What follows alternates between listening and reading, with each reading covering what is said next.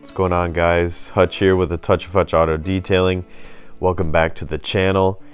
My 2018 Traverse was in desperate need of a good engine bay deep cleaning, so in this video I'm going to show you how I do an engine bay detail, and then I'm going to go ahead and use something a little bit different to protect the plastics, starting from the windshield cowl all the way down throughout the engine bay.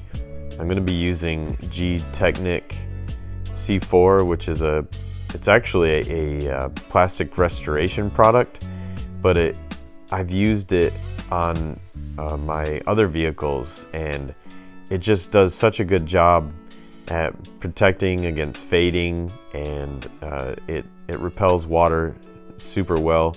So I just wanted to go ahead and use it on the plastics in the engine bay, as well as in this video I will also be coating all the other plastics around the body of the vehicle because they had not been coated yet, and you'll see the results of the Gtechniq.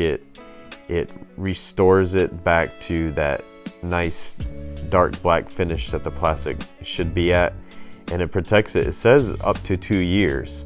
So I'm going to try and maintain it, keep it clean, and hopefully it will last that 2 years. So hope you guys enjoy the video.